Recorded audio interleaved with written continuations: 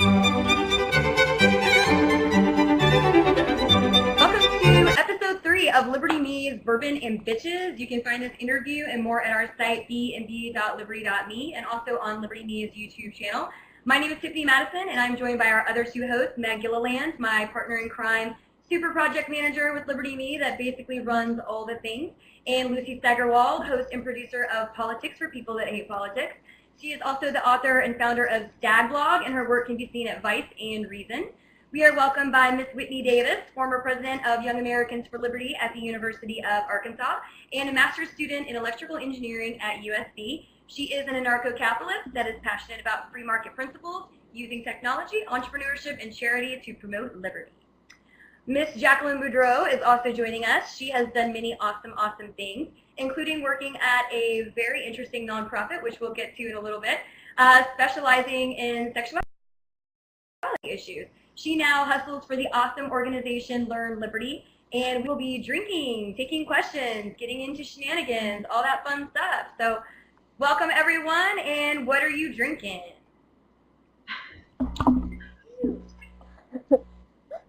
I'll start. I got you some Tin Cup, American, Colorado. Woo! Cheers to you. I am drinking some North Carolina wine and maybe some bullet bourbon. Oh, don't mix them. Don't mix them. You'll regret. You'll regret. Obviously not like at I the have same some time. Newcastle brown ale. I usually have bullet bourbon. Today I have Newcastle brown ale. It was going good with my bad food I was eating earlier. Just have Woodridge left over from last night, so. Cheers. I'm keeping it really classy with my my boxed wine from Harris Nice. Teeter and my mug to drink it in. So. Cheers! I'm with you. Cheers. Cheers. Woo! To episode 4. Yeah. Yeah. All right, so starting off, we got a couple of things to discuss. Really very interesting topics, actually, especially for these ladies in this group here. So starting off, Lena Dunham, which, full disclosure, I absolutely revile. So she's a Hollywood and New York liberal darling, talentless, that wrote recently in her shitty memoir that she used to pry open her 1-year-old sister, Grace's, vagina and, quote, use any tactics a sexual predator would use against a young girl. She canceled her book tour because she's disgusting and was maligned by conservative media, but the liberal media actually excused it as child play. I personally trolled her relentlessly on Twitter just to rub it in her face, and there were a lot of people that were actually coming to her defense, saying that it was just like playing doctor, it was something that, you know, children basically do. There was recently a Salon piece that was published by a young man that basically did the same thing that Lena Dunham did, but his mommy and daddy weren't rich Manhattanites from the privileged social class. So he's now a sexual predator with a bracelet.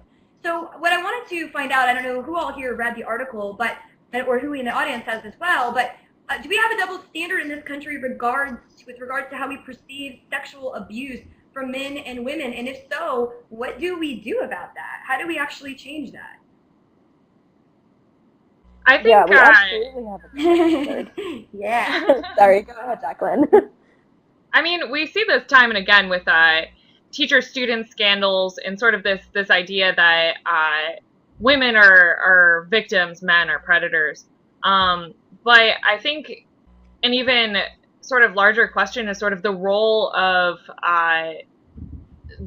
prison and how we solve like these sort of issues, and the fact that we throw children in prison, like behind bars. He actually described his experience like living in a cell for something as a child.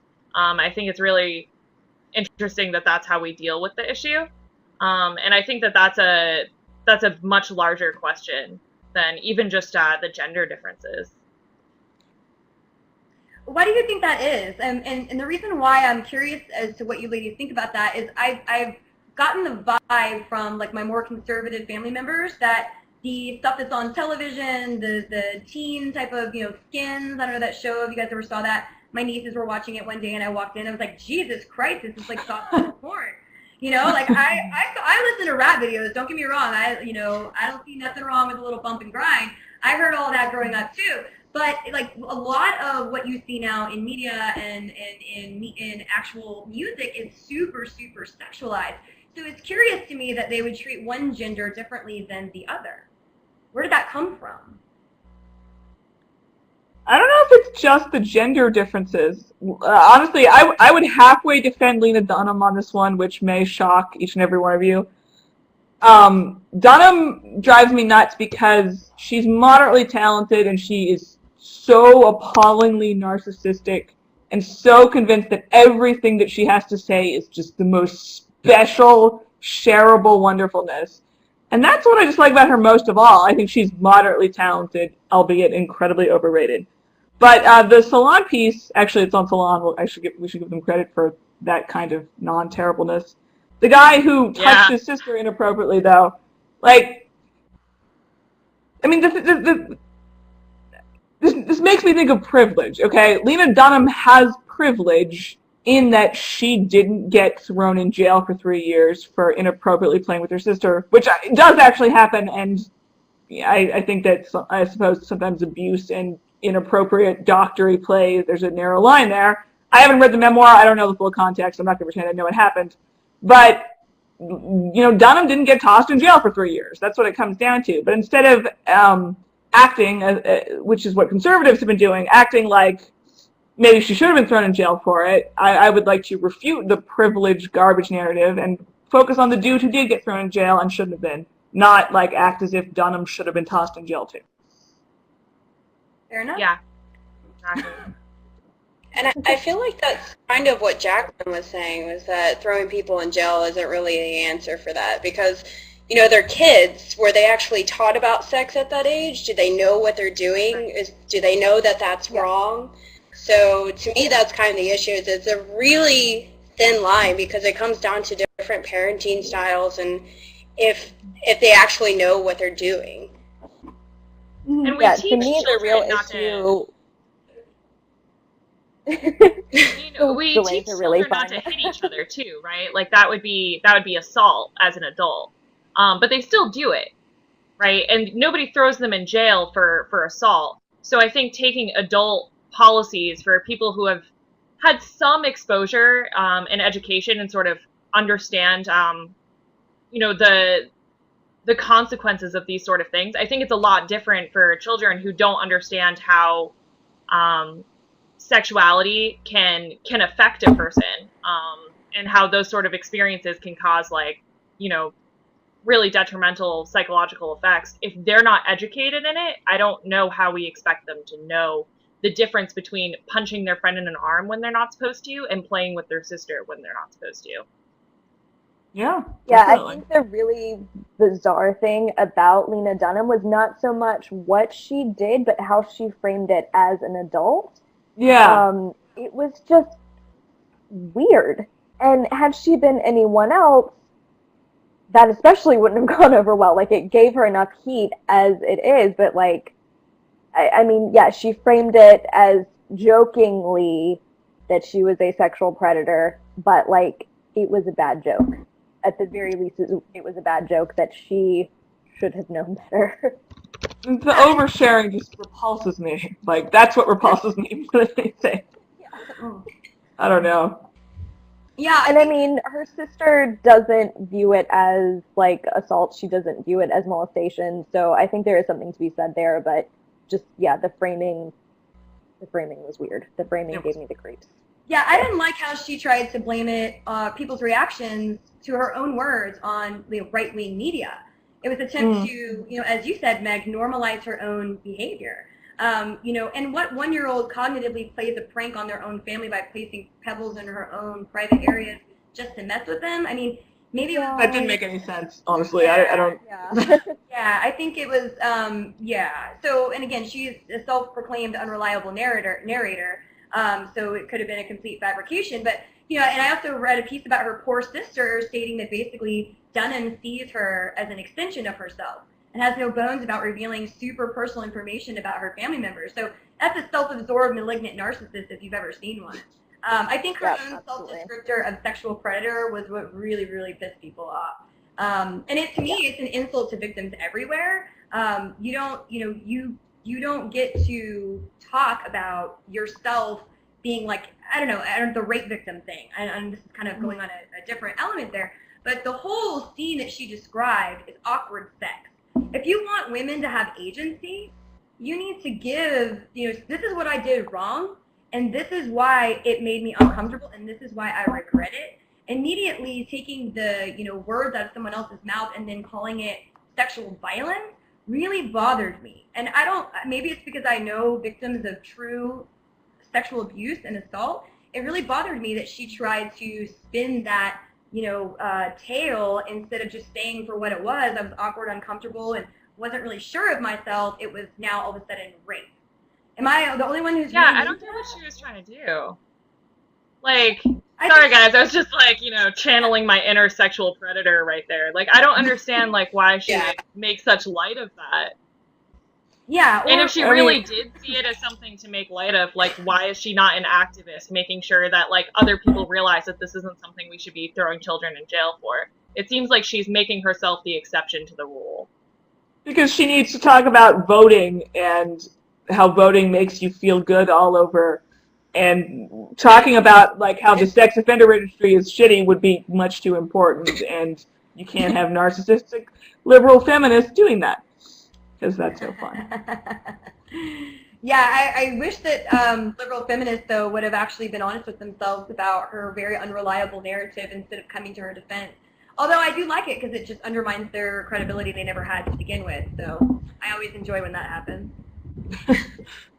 Are any of you fans? Have you ever watched any of that girls show or whatever? I watched maybe 20 minutes of it and wanted to stab out my eyes. I couldn't deal with it. Yeah, I've never watched Girls. I grew up on Sex and the City, and Girls is like the exact opposite of Sex and the City from what I understand, and I'm not interested in that. I watched 2 seasons of it, and I don't like it, and that's apparently how much time I have to kill.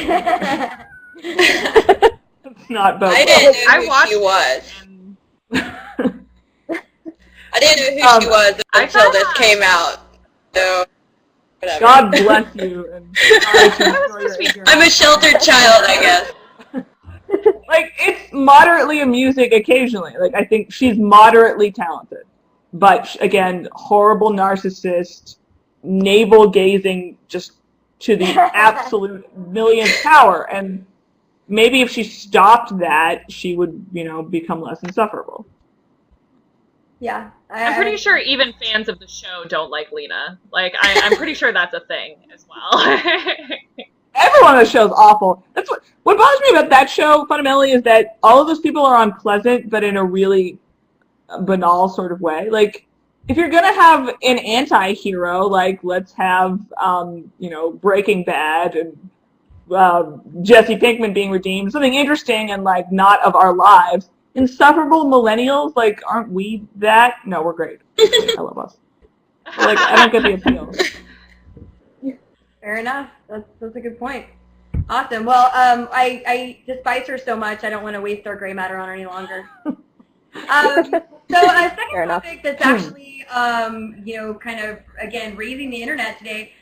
Speaking of salon, which I think this is the only time in my life I've spoken about them so much, because I really despise them as well. But a writer recently raised a Twitter shitstorm by writing a piece stating that worshipping soldiers perpetuates this mythical narrative of the soldier as this, courageous hero, and that encourages more people who come from places that maybe they feel like they don't have another opportunity to go into the military, which, given our disastrous foreign policy, continues to feed the war cannon.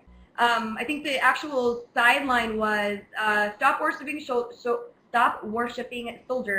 You don't protect my freedom. Our childish insistence on calling soldiers heroes deadens real democracy. It's been 70 years since we fought a war about freedom.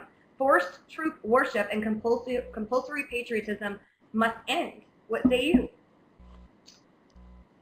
It's really hard for me to disagree with that. As much as I hate Salon and kind of hate the writing style and take issue with some of the points, the fundamental premise And that's mostly why I stay away from Twitter today, because I knew I wouldn't be able to help myself. I kind of agree with. Yeah.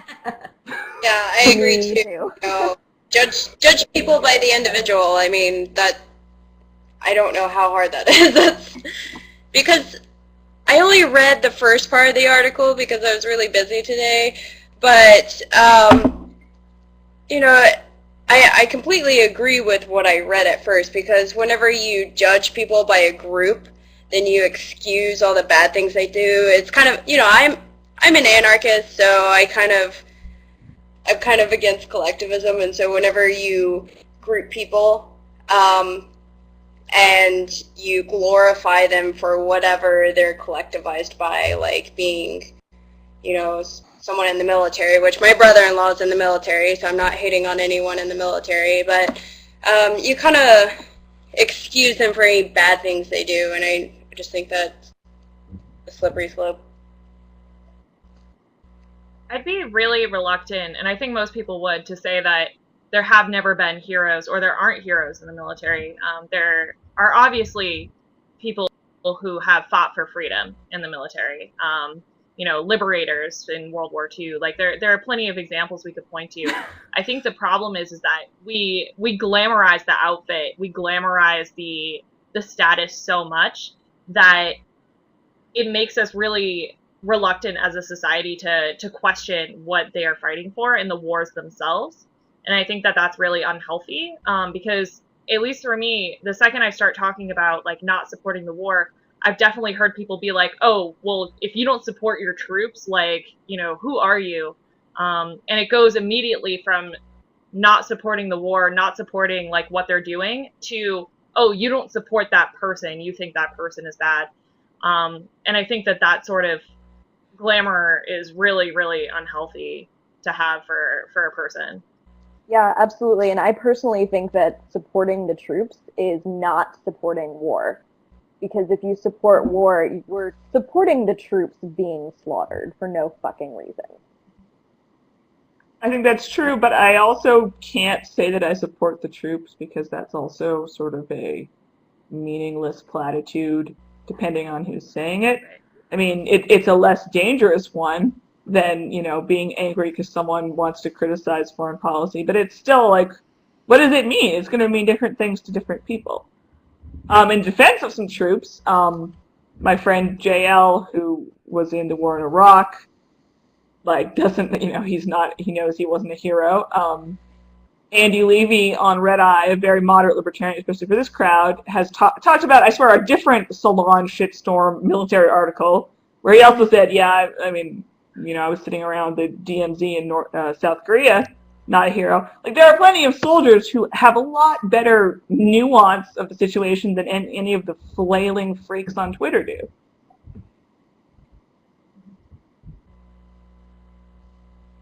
Yeah. Wow. Woo. Where do I go with this? Yeah, so I actually, for those who don't know, I volunteered, ran a nonprofit for wounded Marines. Father is a veteran of the Vietnam War, married to an active duty soldier who's eventually will find his way out. And I live in a military town, so I just moved here in February. I'm surrounded by people that are in the military. In my experience as a former counselor with veterans that were suffering from very severe post-traumatic stress, when people say, you know, don't glorify the troops, they're classifying 1 million people into this like collective group. And there's a lot of different individuals from different backgrounds and different mindsets and experiences that define a soldier. So to me, when I think of what these guys are saying, I agree from a philosophical point. And what I think, and I'm going to be completely honest here, is the type of soldier that stayed behind the wire, maybe didn't actually go see combat, probably never fired his gun or saw a shot come at him, that goes into like an IHOP and expects like gratitude or for people to buy him dinner. Like, I see that a lot. In contrast, I'm around the quiet, stoic type that will never talk about their accomplishments because they don't see it as accomplishments. They see it fighting for the man to the left and to the right. Most of them see it as a pointless war that accomplished nothing. Some people feel that eats at their soul. Some have reconciled it in the old ways that they can. Some struggle with it every day. Some suck start a pistol because they can't deal with it anymore. So there's a way to talk about that specific asshole type, and veterans do that very well together. They will align somebody that speaks as if they deserve some form of recognition or some really, really high honor because they served overseas. The other kind that doesn't ever talk about their valor or what they've done, again, defending their man to the left or the right, we can't just say, hey, don't say that they're not courageous. Don't say that they haven't acted in valor. The war was unjust. I can't argue otherwise, and I don't think any of them will either. In fact, I would argue that it hurts them that it's not. And when you come up and thank them for their service or thank them for their freedom, for protecting your freedom on a day like today, it almost it hurts. Like, don't thank me. Like, what did I, you know what I mean? It's almost like are you thanking me for your freedom to be completely ignorant as to what went on over there? So yeah, I think there's a lot of, and I mean that. Like, I've caught looks of veterans and soldiers and Marines doing that. So yeah, I think there, like you said, there is a lot of nuance, and there's a lot of different groups there that can catch that nuance. And so to me, it's so layered and so complicated because I'm on the total opposite side of it. But overall, the overarching understanding, I totally understand. And I didn't take too much of an issue with a lot of his points. I actually agreed with a few of them too. So I don't know what people were freaking out about. Again, it was written in an insufferable kind of Solani style. I've written that article and I've done it better. Like, I'm just going to say that right now. And I've done that. Like he ends it mentioning, bumper stickers and stuff. And I think that that's the thing that I tend to use as well. And I know I didn't invent that, so I'm not going to. But it's not a bumper sticker issue. Support the troops. Oh well, war is just summed right up there. Worse still, though. I mean, at the end of the day, like I'm not interested in a kind of libertarianism or ANCAPism that goes around going like "fuck you, soldier, baby killers." And there are people like that. But at the same time, every soldier, even the ones who are really regretful about it, they were part of an institution that is devoted to some very unlibertarian ends. And that doesn't mean that we should cast them out and say you're never forgiven, or that like every interaction with them is like. But at the same time, like even what Tiffany says is a little too gentle for me at this point. But it's something I struggle with because I've been reading history since I was this tall. Yeah. Even if I.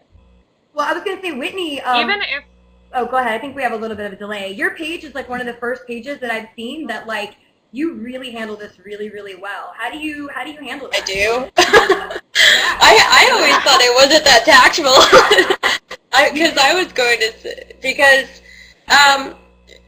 I think it's on the same level as police brutality. Well, not on the same level. But, they glorify policemen as well as military men, and so I deal a lot with police brutality. And, I live in Los Angeles, and it's some of the worst. It's one of the worst police departments in the country, honestly. So I have a friend from high school whose mom was a cop, and she was really nice to us, and then I lived in a small town, so it's really kind of hard for me to say, yeah, screw all those cops, blah blah blah, but at the same time they kind of suck. So I'm really trying to stress that I'm not against defense, and I'm not against individuals who actually want to protect their family or their communities. Because, I believe you should be able to form a private security company if you want to. So that's something I try to stress, but I didn't know. I appreciate that. I didn't think I was that tactful, because I was about to say that I really want to troll a lot, but I hold back because I want to say stuff like, thanking my doctor, or thanking, like, an engineer for my car and my phone, and like thanking all these different people for making my life easier and better every day. But I know that's probably not the best way to reach conservatives or people that think like that, but I might do it someday. just because. Well, definitely. Let me clarify. So what Lucy said was really, really on point based on the stuff I've read on your page. So I should have been more clear. So Lucy basically said that when you're if you have ANCAPs that are super aggressive and are like, oh, a baby killer, like I just had a conversation about it under anarcho-capitalism today. Like I've seen more soldiers come to the libertarian, from constitutional to libertarian side under Ron Paul than any other group. Like it's beautiful. And every time they're at my house, we are talking about war. Every time. I'm freaking foreign policy, we're going off, right? So Angela Keaton, when she came here and stayed the weekend, had some of the best conversations with soldiers. So yeah, but what Lucy touched on is really important. Like you have kind of given some really classy rebuttals back to super hardcore, rabid, aggressive ANCAPs that are like, fuck soldiers, they're all welfare whores, you got to call them out for what they are. And your rebuttals have been very tasteful, and actually that's not the best way to reach them. Yeah, and as I said, my brother-in-law is in the Air Force, so I completely understand where these people are coming from. Some of them, they don't know what they want to do with their lives, and they join the military because they're promised all these wonderful things, and then they're denied them afterwards because it was all a lie. So I know a lot of people in the military, and it's just, I can't, there's a lot of ANCAPs out there that want to break ties with anyone that wants to violate the non-aggression principle or support any kind of statism or anything like that. And it's just you're making more enemies that you don't need. So I don't understand. I think it's just one of those ego things, and I totally understand because I get a little arrogant on my page sometimes, but if you really want to make a change, just kind of take a breath and, try to reach someone on a personal level, I guess. I guess they just need to get out a little bit.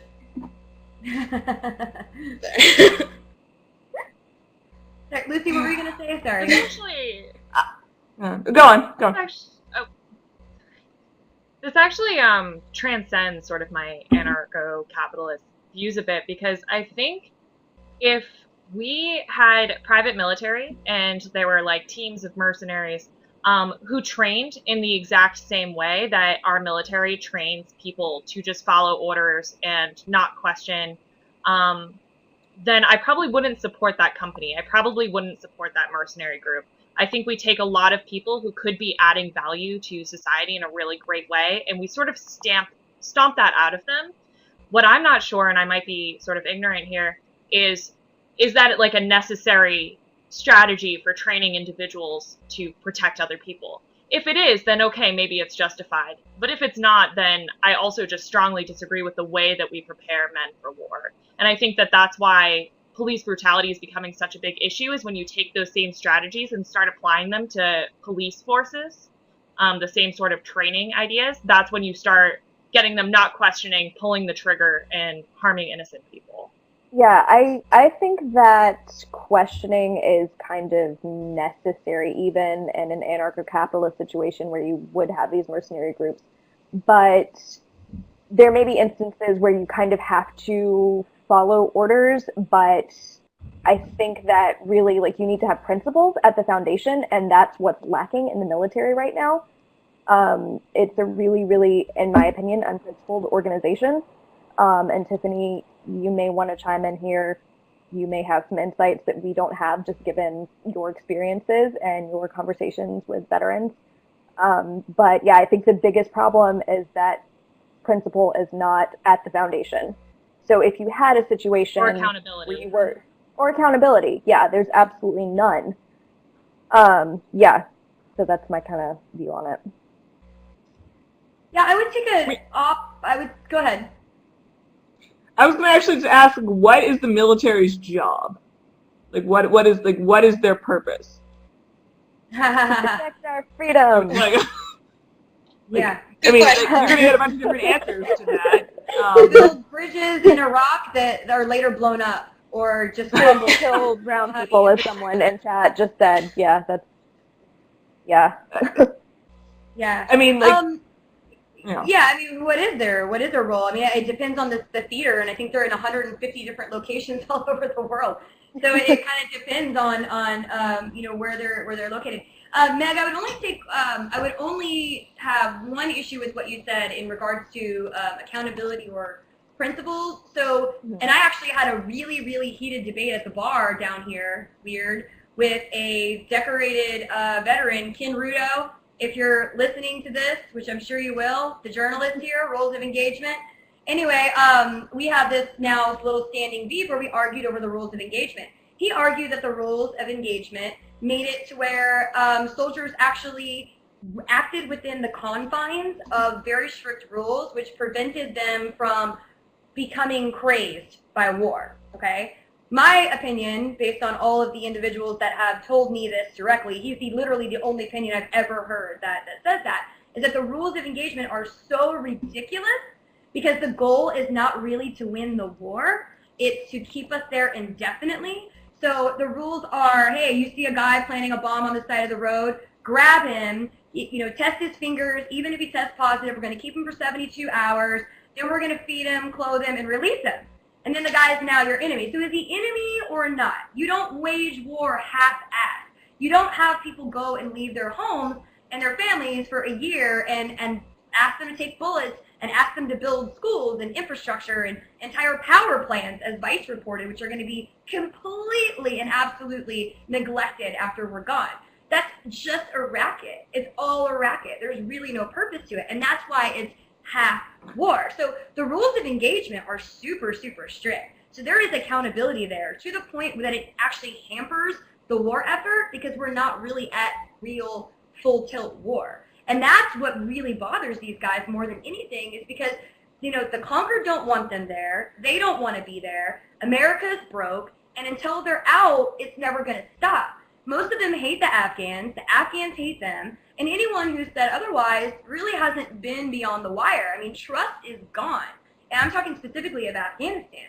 So, now we get blowback situations, which is pure McChrystal math, where he basically said for every innocent you kill, whether it be by drone or some, wrong collateral damage, if you will, is 10 people back that's, that are going to be mobilized to come and fight you. So unless you're then able to go full tilt against those 10 people instead of only shoot when you're getting shot at after a bullet's grazed you, I mean, the rules of engagement are ridiculous. So there's over accountability when it comes to actually fighting the war. And then for the people who do a half-assed job, there's no accountability. There's a lot of cover-up. And that's what makes the entire thing feel very futile for a lot of these soldiers, which freaking eats them alive. It eats them alive. That's the thing about wars, though. All the shittiest U.S. wars could have been worse. I mean, the Vietnam War killed 2 million Vietnamese people, like 60,000 American soldiers. I don't remember how many were drafted, but presumably some of them joined up so they could pick their branch anyway. America could have just nuked everywhere. They could have burned down every village. I mean, you could always be worse at war, but what we tend to get is this hellish stalemate or quagmire where like thousands upon thousands of people die, but you leave enough survivors to resent you forever and make some blowback. So, I don't know. It's just yeah, and just to clarify too, I don't think like total war blitzkrieg is ever like a good standard for anything. What I mean is if you're gonna send people in to occupy and train a foreign military and then fight insurgents, I mean, that whole system, I mean, everything from coin to, I can't even think of a strategy there that's been anything that's remotely successful. It's just one failure after another because the intent is to not really actually fight a war. It's to skirmish and retreat, hold this place for a couple of years and then retreat. I mean, it almost is comparable to Vietnam. My father would tell me stories of them losing, 5,000 guys to take a hill. And then some asshole in Washington, some bureaucrat, would say, okay, just like Paul Bremer did when he disbanded the Iraqi military, or some other, Washington asshole, the Kagans, when they would, advise on Afghan foreign policy. Okay, well, now we got to give it back to the Afghan National Army. I mean, these people they wipe their ass with their left hand. They can't operate, like, you're trying to literally spoon feed democracy. No, I mean, seriously, like, you're trying to spoon feed democracy that took Western man thousands of years to people who are entrenched in tribal warfare. They don't care. And look what he fucking did with it. He used it to go invade Iraq. I mean, I'm not saying that Western Enlightenment doesn't have some superiority for those of us who live in these countries, but don't get too impressed with democracy in the West because. Oh, I'm not.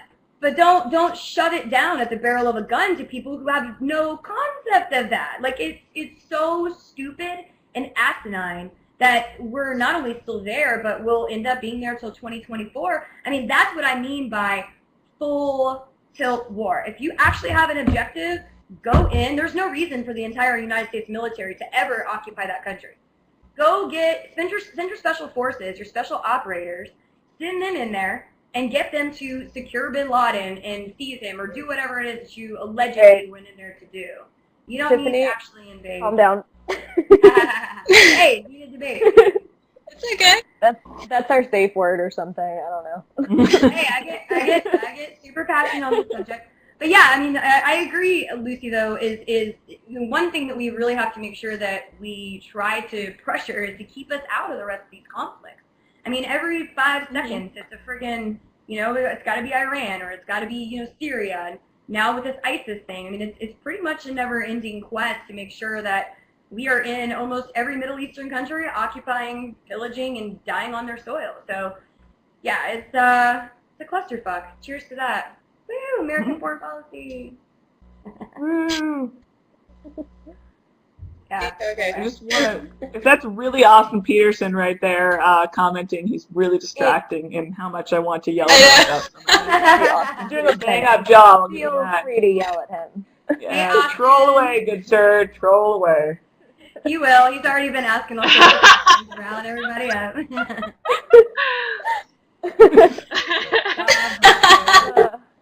God bless you. Austin, you're Wait, my favorite. It's definitely him. Yeah.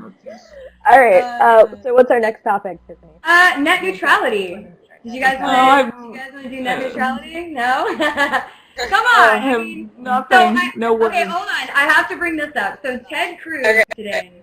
Ted Cruz said that he compared net neutrality to Obamacare. And I don't know if you guys have seen the oatmeal cartoon. No, he's so serious. He's so fucking serious.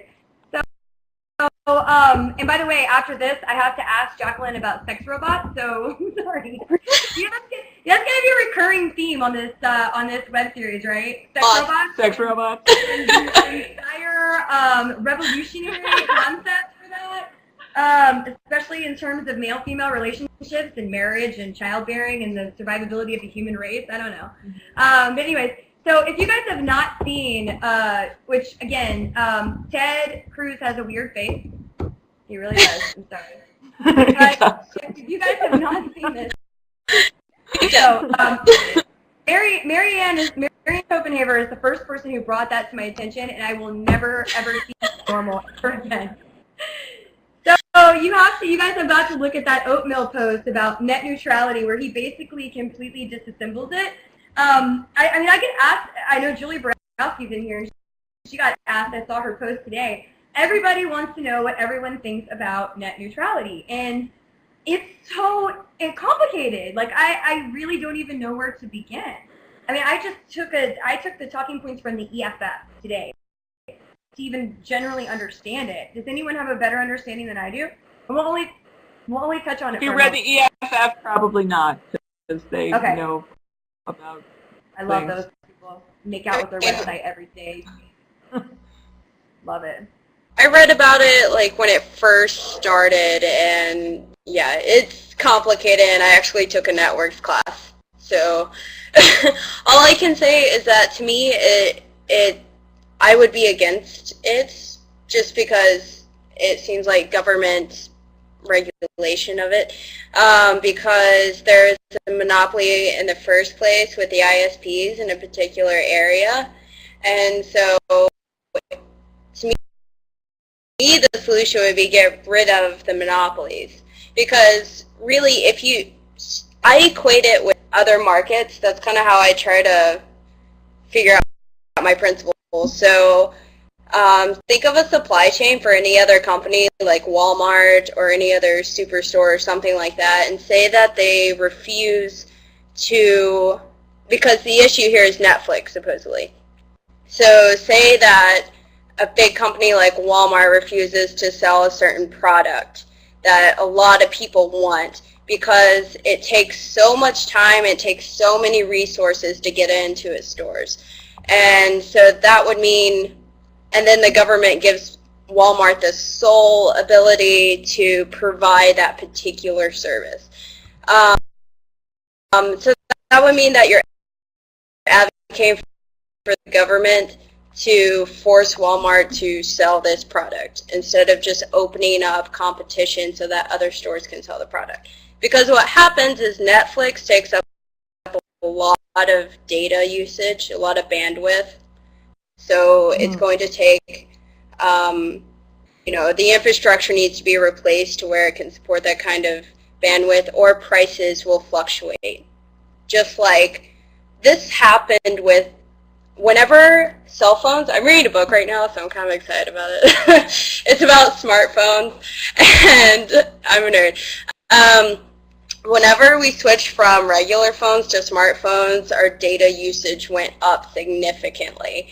And so cellular mobile service providers had to adjust accordingly because they weren't used to that much data being used. And so they switched their plans, they charged people more money,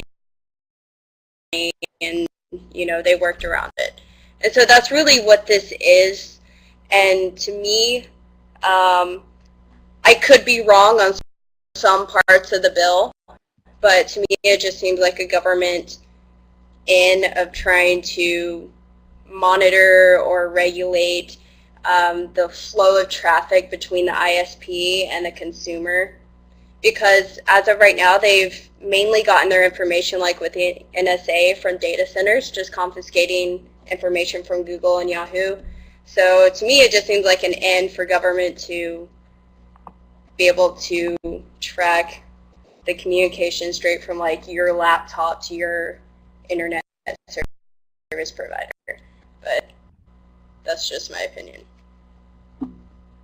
Yeah, I mean, we know how really shoddily, like the phone monopolies back in the day with AT&T didn't exactly work out well for communication. Like Yeah, because there's licensing too. So that's another government monopoly with the cellular side too. Is they had to hand out all these licenses, and it put us behind in the global market. Yeah, from what I understand, the EFF isn't it the FCC that passed something in 2002 where they would treat broadband as like an information service rather than a telecommunication service?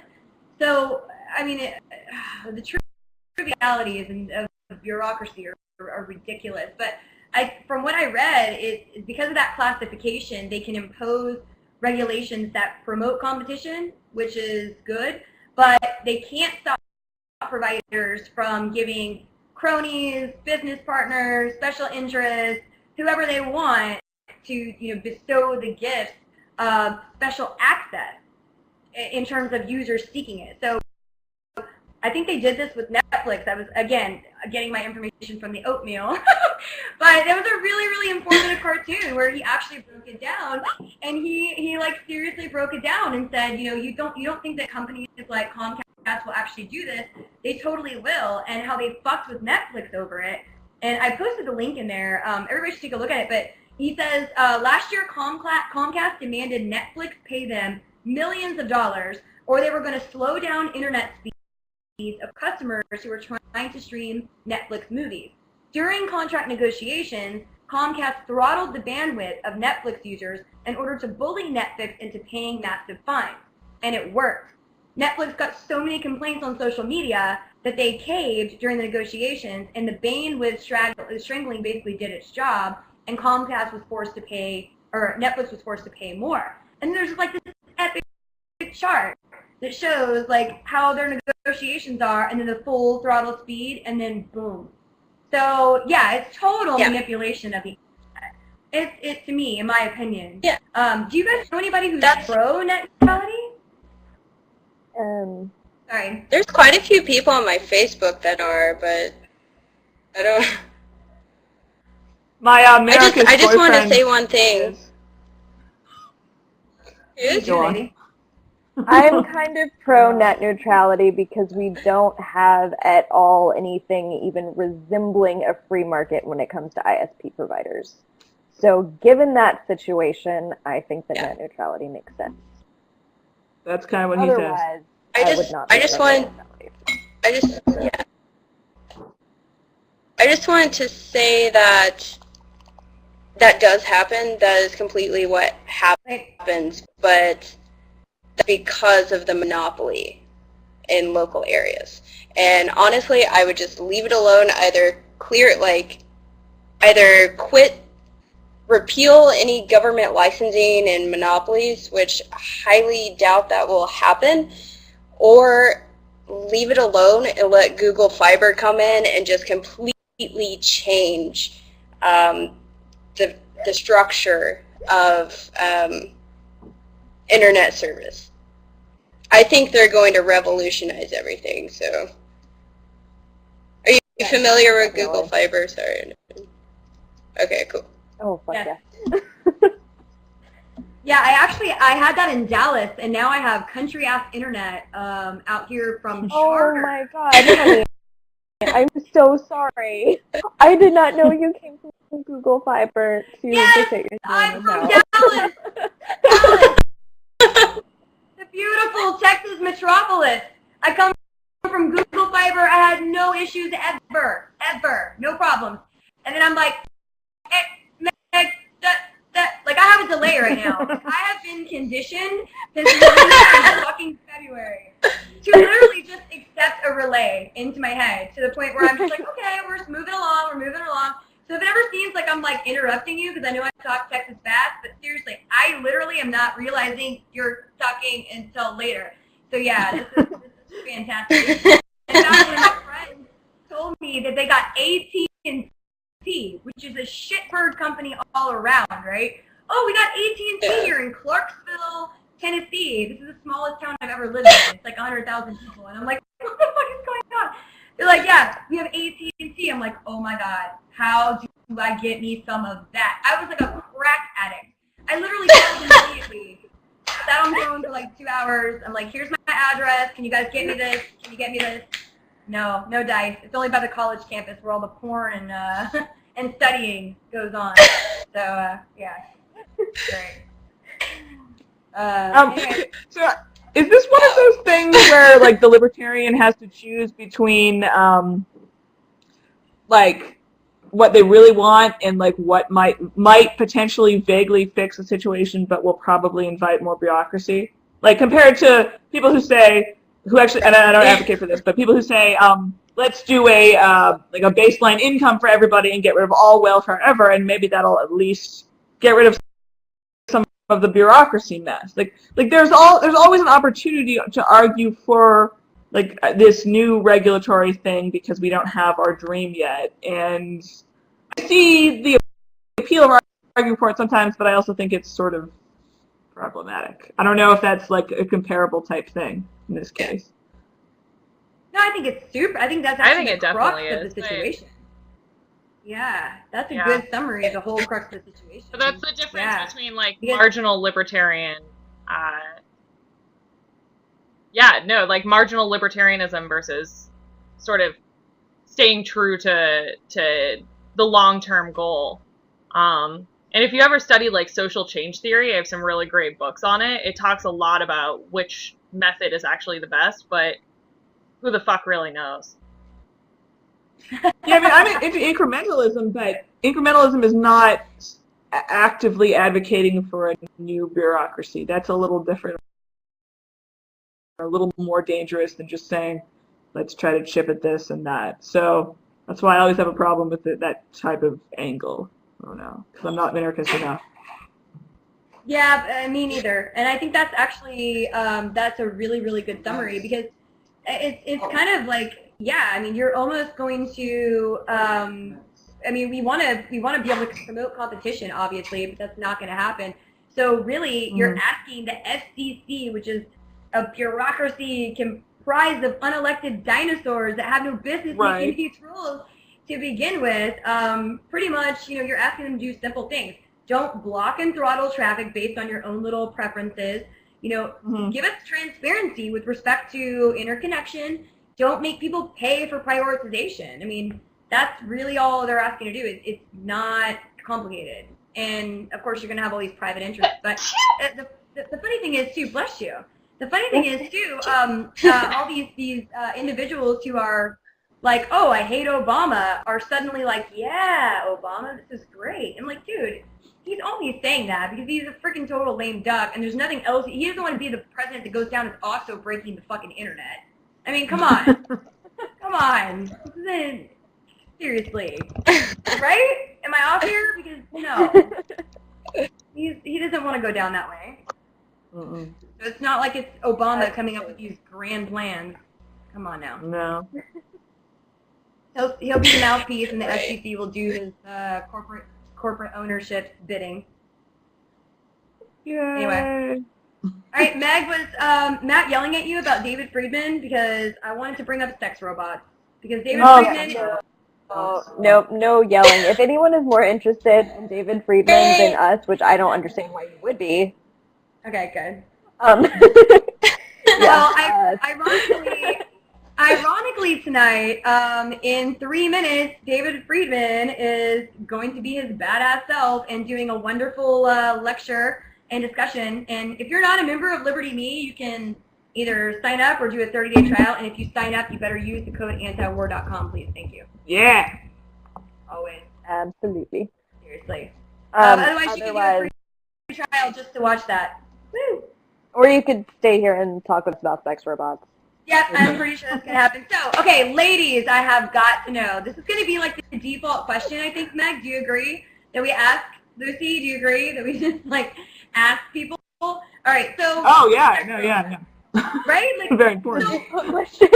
So let's envision, okay, that sex robots actually become a thing. Give it maybe... Okay, so I read this amazing little article that kind of piggybacked off of some actual relevant research that actually went and read the relevant research, and it was pretty compelling. So I'm like, all right, so 20 years, 20, maybe 30 years, 20 tops, 2025, let's put it that way. We, at the earliest, okay, we may actually have legitimate sex robots with, the uncanny valley where the robots get super creepy, right? But then they're actually realistic. So let's talk about non-uncanny valley dipping sex robots. We're on the upside swing of it, okay? So I'm a little bit with Julie Broski on this. Y'all nasty. Okay, so sex. What are sex robots exactly? I mean, is it what I think it is? I know, right? Is this like too much? I don't know. Hey, I was the only one last time. Is this what it felt like? Like, I need intimacy. When the singularity comes, they'll be like a long time ago. I need someone to explain sex robots to me before I can form an opinion on this. Okay. Let me paint this picture for you. Oh, when two robots love each other. So let's imagine that you are single Meg that has never met Matt, okay? So single lady, woo, all right? And instead of dealing with a relationship, dating, whatever you deal with when you're single, haven't been single a long time, that is completely gone because all you can do is invest 10 grand, maybe even get it on a nice little loan, right? And you can have personally crafted any image of your perfect man. A sex robot that is delivered to you, that is completely programmable, that has warm skin, that looks like a human being. There is no uncanny valley, okay? Because the uncanny valley gets super, super creepy. George, it does whatever you want. I guarantee you, it will speak and, top your house naked if you really want it to. It will do many other things that don't start getting me graphic, by the way. But still, it will do whatever you want. Legalize prostitution. Isn't that That would be great. Cheaper? So what happens to the prostitution market? What happens to marriage? What happens to dating and relationships when you slowly integrate this into society? If the sex robots are literally comparable, like if they really are comparable to human beings and they're actually sentient, then we actually have. Well, I mean, I guess we're obsessed with sex as human beings, but like we have at least as big problems with the fact that robots are sentient now in this world. Like if this has really occurred in this hypothetical, it's not just the sex part of the sex robots we have to worry about. Yeah. They don't have to be sentient, though. They don't have to be sentient. They can be legitimate, Yeah, non-sentient, programmable robots. No sentient yet. But those actually Implication exist right now. Right. No, but not like in The proof of high tech. Like, concept okay, has that was already a been validated. great point. yeah, the- Julie's like, do my dishes, So like bitch. there already exists. This is a good use. I like this. Julie, like, we're on the same page here. But I think so. Real dolls already exist. Are you guys familiar with real dolls at all? Have you heard of them? Yeah. Not that familiar. So Robot, they're heavy. though. They feel warm. Right, exactly. But here's the thing. What they do is for people, and this is perfectly okay in my opinion, if you just want to live your life, work at your day job, and have like some inanimate object that provides you a sexual pleasure, be it like a real doll or a vibrator, I am so cool with that, because what that will do is take people out of the dating pool who don't actually want to have a relationship that challenges them, or like, you know, where they can actually build like a human connection with someone. It takes them right out of my fucking dating pool and puts them over where they're happy, and that makes me happy. So Yeah, I see this I as like just a that. net positive for society. Yeah, I definitely like that take on it, because, like, yeah, I like having a relationship. I like that connection. I personally would not be the least bit interested in a sex robot. However, there are plenty of people that definitely would be. They don't want that relationship. They don't want that connection. They just want the release, and that's fine. perfectly Yeah. fine for them. All the more power to them. Just take them out of my dating pool, because I don't want to be like an object that only fulfills those sort of needs for them. So if they can have that, that to me is just awesome, because that means that I can focus on finding someone who wants that real connection. And I mean, great. I don't see like a huge difference between that and maybe like a vibrator, except maybe it provides like, I don't know, a cuddling experience as well and acts as a vacuum. I mean, sure. Until the revolution. Okay, I just have to say, someone in chat that sex robot is offensive to sex robots. They prefer to be called non-sentient love partners. Aww. If they had a preference, they would be sentient. Damn it! If they had a preference, they would be not non-sentient. Okay, Like a so- I will robot. not answer this question unless they are sentient. So what actually changes if they're sentient, Lucy? Everything in human Yeah, society. I mean, like, then we have, like, implications a are data very RT huge. situation, and, like, yeah. Like, if they're sentient, like, they can't just be your sex robot. I mean, Right. There's going to be some, Yeah, there's gonna be some robot liberation at that point. And then Yeah. I'll watch all their movies where they kill us all and they're going to get really weirded out. Oh man, it's going to be a big deal. We'll probably be dead. In regards to how marriage might change too, I mean, maybe I'm just like crazy sexual like hippie right now, but I'm thinking about if I were in a monogamous relationship and I was married, all those times where I didn't feel like having sex because I like ate too much cheesecake or something, and all those times I wish I could just tag someone else in for the night. I mean, that's great to me, to not have to worry about that. I mean, that's why I'm polyamorous. So. I was just going to suggest that, but you're way ahead of me, so that's good. Yeah, I'm too Texas territorial. Nope, can't do it. Sorry. Yeah, I wouldn't be. I need mine. Yeah, sorry, but yeah. But even like a robot, so like, if your partner watches porn, I mean, how is it different from, like, he uses a tool to get off versus, like, he uses porn to get off? As long as it's not, like, able to replace that human relationship. That's why it's interesting. That's why it's so interesting to even presuppose, because apparently in 10, 15 years it's a possibility way beyond just fleshlights. It always fascinates me. I don't know, what is that? Yeah, I mean, actually going out and spending 10 grand on a sex partner. I'm gonna come from being a guy's girl in Dallas, right? So I spent a lot of time getting a lot of my guy friends laid, and the women there are really dumb. And I don't mean dumb in the sense that they're not educated and that they don't come from money. These are perfectly capable young women that have all of the resources and all of the cunning intelligence behind them to do whatever they want to do in the world. And instead, they'd rather be sex robots? They have, yes, basically, succubuses is what I call them. So yes, instead they have chosen to prey on men and to go after them for money. You know, what kind of car do you drive? Instead of, yeah, I have a master's degree. You know what I mean? Like, it's really demoralizing for any feminist. If you're a feminist, don't go to Dallas, uptown, please. Noted. Don't.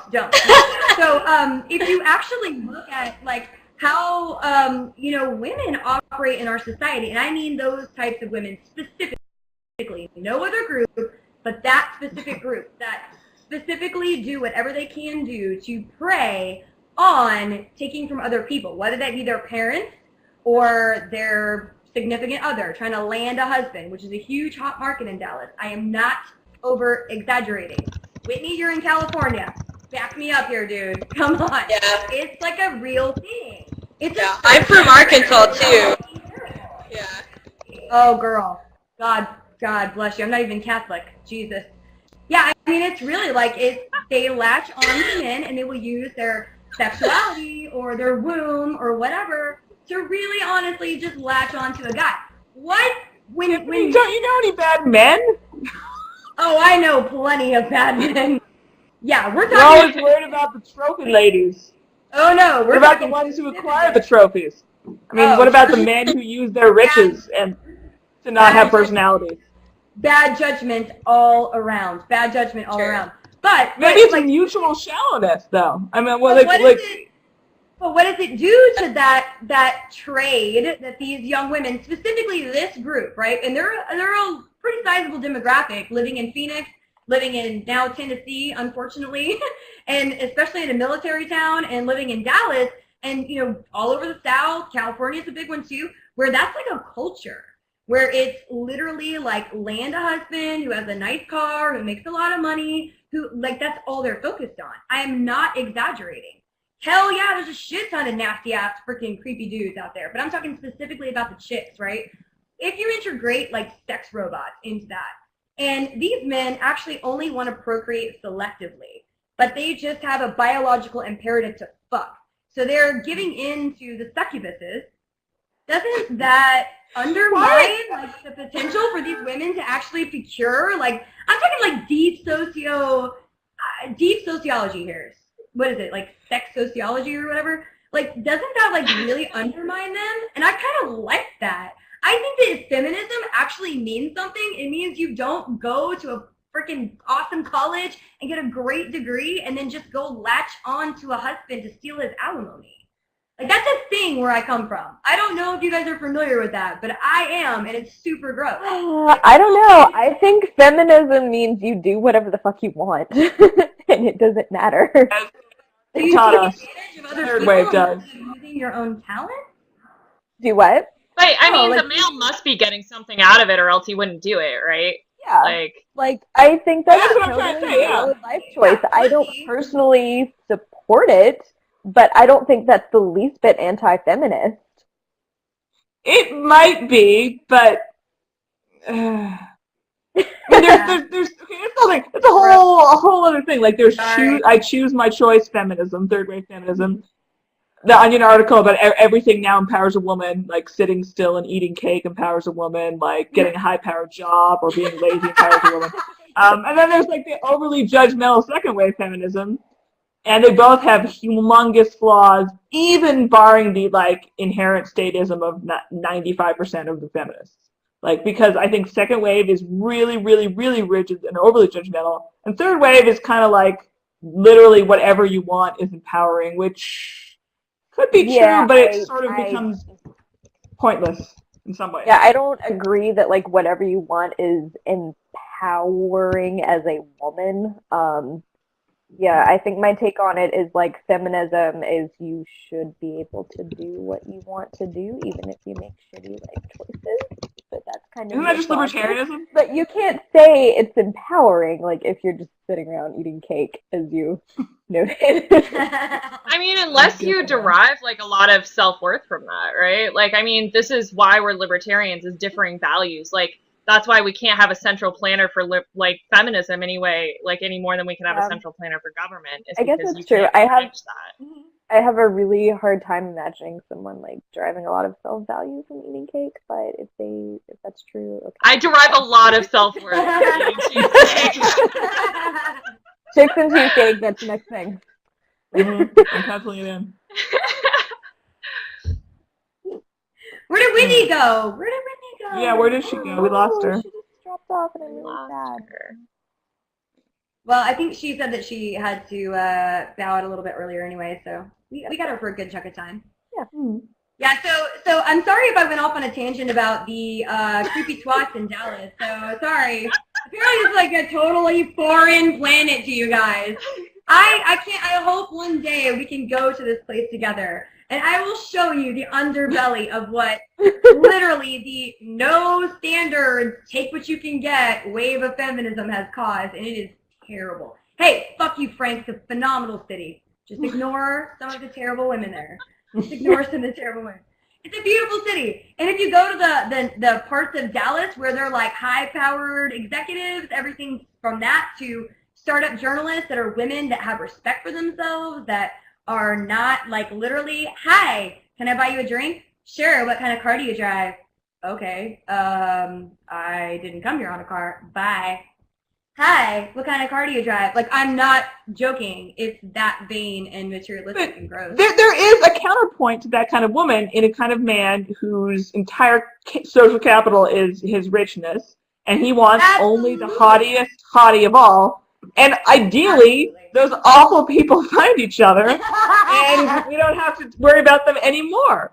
I mean, I feel like that. You know what I don't like when those awful people don't get together. So maybe we need to introduce sex robots to get those awful people together. It's Please, true. that would be phenomenal. That would be great. Like, I'll get on seriously. that. Yeah, Lucy, I need you to Tiffany. really become a mechanical engineer and just make it happen. Sex You're a robots. genius. It's on the agenda. My communications major will really help with that, I'm sure. Tiffany, Well, something you said earlier, like, was actually really interesting to me. How sex robots might change prostitution and sex work. And I was actually just thinking about this. I wonder if it would take a lot of the sort of low-paying jobs off the market for men who are literally just looking for sex. And I wonder if that would change the industry so that, like, sex workers would have to provide like a more boutique like experience, or like specialize, or like what sort of things they would have to do, just like, you know, Walmart took a lot of things off the shelves, so stores had to become more specialized, more customizable, and find their edges. Well, don't really higher interesting caliber to know sex about. workers provide that though? I mean, isn't that their whole deal? Is that like if you are getting like Oh, a yeah. really classy kind of lady, then you Like can have a girlfriend experience. Yeah, exactly. Yeah. Maybe like the Or low. like fetishism even. Yeah, Whitney's back. Yay. Welcome back, Whitney. you're alive. Hey, man. Sorry, my computer just freaked out. I'll do that. It's all That's sex good. robot talk. He's like, whoa, I'm not trying to get a USB port. That's just how it happened. Retreat, Whitney, retreat. Yeah. Repent. What's interesting about that is that there would obviously be a premium on human sexual companions, because even though they are robots, and even have you guys ever seen the series Orphan Black? Sorry to bring up television. Yeah. I I haven't. It's a phenomenal show. And it's really, really good. And if you guys have never seen it, it's really, really awesome. I'm surprised it's actually not more popular. But I love how they portray like that whole like sex robot element, right? Whereas to the touch, like you almost have to have forensic equipment to determine that they're not a sex robot. I think that if you reach that high level, like you've gone way beyond the uncanny level to where humans can't even decipher the difference, where they walk amongst you, that's a totally revolutionary tenor to society that will be established. But if you have just below that uncanny valley, right up to where you get to the tippy top tier, like they demonstrated, you have this like nice little precipice where American, international, no matter what, like all these people that are sold into nasty sex slave trades would maybe possibly become premium human beings. I don't mean like bad kidnapping you from your home, selling you from sex slave trade. I mean people that are actively, willingly going into these like actual prostitution rings. Does that make sense? Like I paraphrase it wrong. I'm thinking of Orphan Black as I'm talking. So yeah, like if you actually had like actual rings of people that could prop up human people to be above these sex robots, the one thing that you would want to prevent is a total crackdown from a centralized entity of organizing them. So are we going to debate cloning next and sex with clones next? Because I feel like that's what we're getting towards there. And you need a new sexy transhumanist theme each week. And I guess the George is angry about the robot horse. About the robot horse. Yeah. If we can have sex robots that, if sex robots were that advanced, I wonder, so they said a decade we can expect some technology like that. I wonder where we're at with artificial wombs then, and how that can solve the abortion problem. Well, that actually I mean, if that's technology that... I think solving that issue is a couple centuries away. I don't know. Solving mainstream, yeah. Solving it might have been a little... Okay, so there was actually, I think, Not the Krypton first yet. baby born through that. I'm actually Googling it, and I'm going to link it right here. But I'm pretty sure I read an article about a month ago. But hold on, Jacqueline, answer my question. So if you actually had, like, literally, like, an entire... Imagine the Vegas Strip sex workers, right? The Phoenix girls that walk Van Buren Avenue, right? They're all little enclaves. Yep. They're run by pimps, okay? Now you get robots, right? So demand is going to exceed the chick that you've been banging on Van Buren behind your wife's back for the last 5 years, or the freaking, girl that you're just trying to get off so that you don't give in to your, I mean, men do this, or give in to avoid your nasty child sex predilections or whatever. These are why people report prostitutes. Or you're just horny and you can't get laid, right? So imagine that these prostitutes transcend that level, and now sex workers are elevated, if they're human, a little bit up here over time. Mm-hmm. So what becomes the delineating factor between those prostitutes that can be maybe be madams above and beyond, like the actual robot sex prostitutes? Are we getting into a rising sex robot lifts all prostitutes? I think it would really depend on the AI technology and whether can the robots learn is like the big question, because the big edge that humans have, right, is we can adapt. We can really intuit like what a person wants. We can be much more customizable. Maybe not physically, but in other more psychological ways. Is the robot able to do that? If it is, that's really interesting, and I'm not sure if it could do that and it was that advanced. I'm not sure there would be a premium on humans. So yeah. It would take, but like as soon as we get robots like that, though, it's still going to take a long time for them. I mean, I don't know, like ebooks versus like paper. Like paper books are still doing pretty well. Like if we're the paper books and the sex robots are the ebooks, it's going to take a while to fade. I've lost my metaphor, I think. It's a great metaphor. Really good analogy, yeah. I like that. I like that a lot. Yeah. So here's the article that I was talking about that from the New York Times. I just posted it in the chat that I read the other day about artificial wombs. That also helps people with like infertility issues or people that have, it's huge, and making that more affordable and more, of course, to first world people, unfortunately, eventually developing that technology and actually spreading it out would be, holy fuck, an amazing, amazing achievement. So what is your theory on what that would do for actual abortion? Well, I mean, so there's a bigger problem that comes out of this, but if you could literally, as soon as you find out you're pregnant, like 5 weeks, have some sort of needle that can take out the egg and then put it into an artificial womb where it can be raised, that would allow, obviously, for the fetus to become a person, whatever your beliefs on that are, it could develop uninterrupted. The bigger problem would be then what, right? Like, that's obviously the huge issue. But I know from working at the clinic that I worked at the past, the majority of my patients, if that option was available to them, they absolutely would have taken it. I mean, it obviously depends on a person's views. And the area I worked in was low income, low education, so cultural beliefs play into it as well. But I mean, I think that would be awesome to have, because a big concern about adoption is you spend 9 months having this affect your body. Like, you have a being, like, affecting your body, your health. There's a higher risk for problems in delivery than there is to have an abortion. The surgery is actually safer.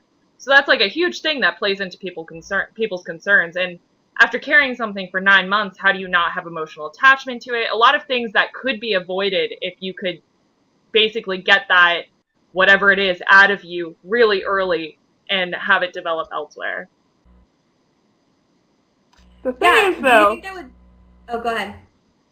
I was gonna say that, like, there's still, like, there's gonna be this transitional period that could last literally centuries, where you have people getting pregnant the way that they don't want to get pregnant, and they still need to go to the clinic where you transfer the fetus to the artificial womb so that it can grow and it become a proper person. It's still like the step that you have to take. You have to go to a clinic presumably and get this procedure taken care of. And it's still, like, all based on, oh, no, accidental pregnancy, sex happened. So there's going to be a transitional period of, like, well, like, some people are doing this, and some people are using the artificial wombs, and they're not getting the regular abortions, and then a zillion other people are. Yeah. And are you going to judge the people who don't use the artificial womb to save the fetus? Like, I don't know. It's going to be, it would be weird. Hey, by the way, Yeah, we can I mean, continue it this really... conversation, and I would like to, but we have to stop this recording, otherwise it will be lost. Like episode 2. That happened. No, let's continue. We always do a B&B after party, by the way. We'll continue it on. I am ready to have amazing conversations, as the rest of you ladies are too. Thank you, everyone, for joining us. You can find this on bnb.liberty.me and also on our YouTube channel. All of these ladies are on Twitter and all of the awesome, amazing social media channels that you can connect to. Thank you so much for Bourbon and Bitches. Woo! Woo! Woo! Okay, continue. Wait, did I keep on recording? What's the...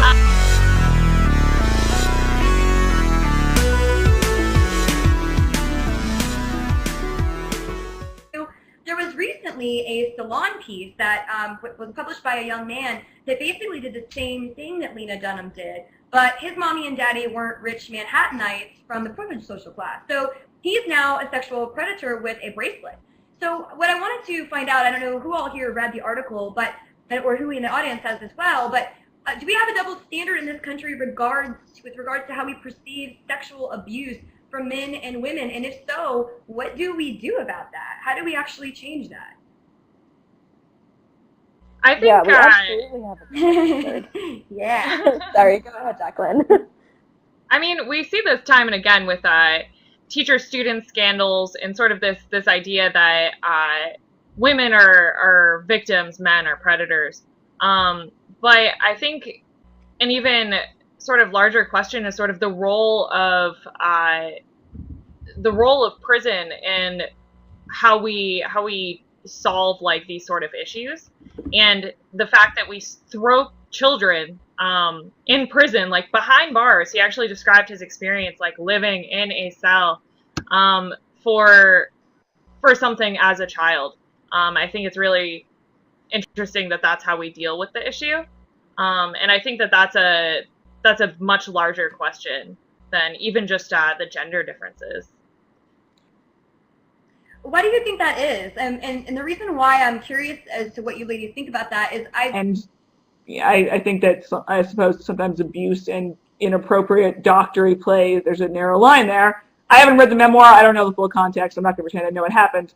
But, Dunham didn't get tossed in jail for 3 years. That's what it comes down to. But instead of acting, which is what conservatives have been doing, acting like maybe she should have been thrown in jail for it, I would like to refute the privileged garbage narrative and focus on the dude who did get thrown in jail and shouldn't have been.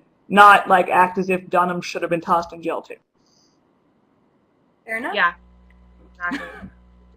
And I feel like that's kind of what Jacqueline was saying, was that throwing people in jail isn't really the answer for that, because, they're kids. Were they actually taught about sex at that age? Do they know what they're doing? Do they know that that's wrong? So to me, that's kind of the issue. It's a really thin line, because it comes down to different parenting styles and if they actually know what they're doing. And we teach to me the real not issue.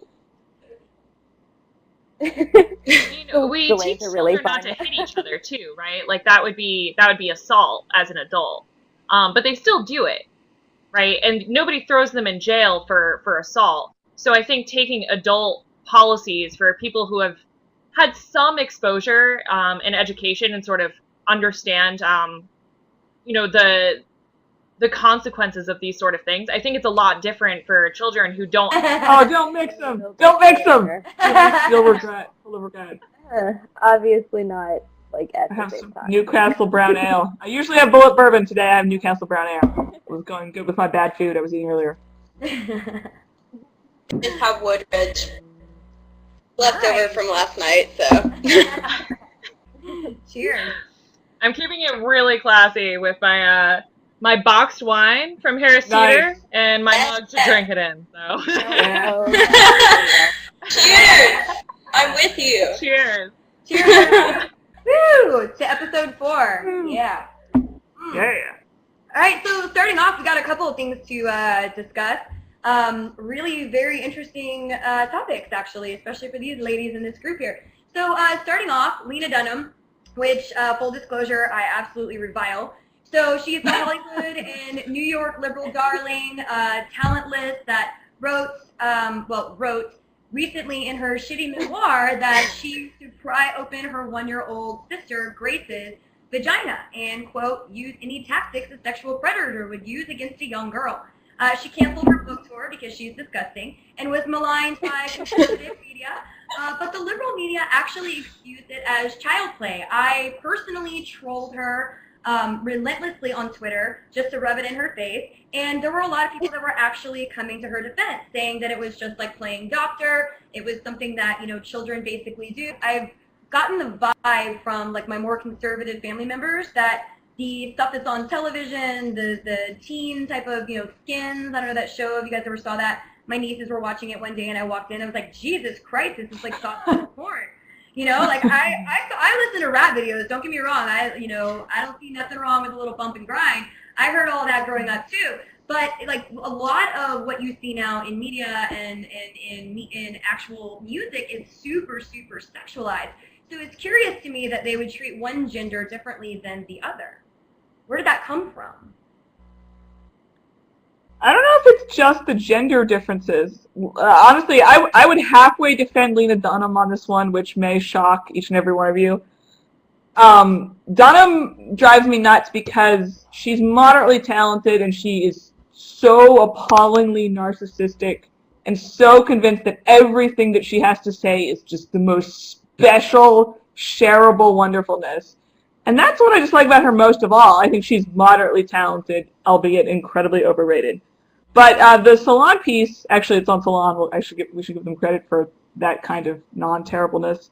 The guy who touched his sister inappropriately, though, like, I mean,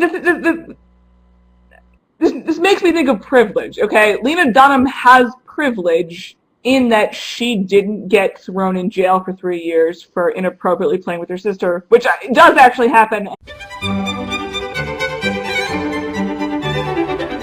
Welcome to episode 3 of Liberty.mes Bourbon and Bitches. You can find this interview and more at our site, drinkin.liberty.me, and also on Liberty.mes YouTube channel. My name is Tiffany Madison, and I'm joined by our other two hosts, Meg Gilliland, my partner in crime, super project manager with Liberty.me that basically runs all the things, and Lucy Steigerwald, host and producer of Politics for People That Hate Politics. She is also the author and founder of Dad Blog, and her work can be seen at Vice and Reason. We are welcomed by Miss Whitney Davis, former president of Young Americans for Liberty at the University of Arkansas, and a master's student in electrical engineering at USC. She is an anarcho-capitalist that is passionate about free market principles, using technology, entrepreneurship, and charity to promote liberty. Miss Jacqueline Boudreau is also joining us. She has done many awesome things, including working at a very interesting nonprofit, which we'll get to in a little bit, specializing in sexuality issues. She now hustles for the awesome organization Learn Liberty, and we'll be drinking, taking questions, getting into shenanigans, all that fun stuff. So welcome, everyone, and what are you drinking?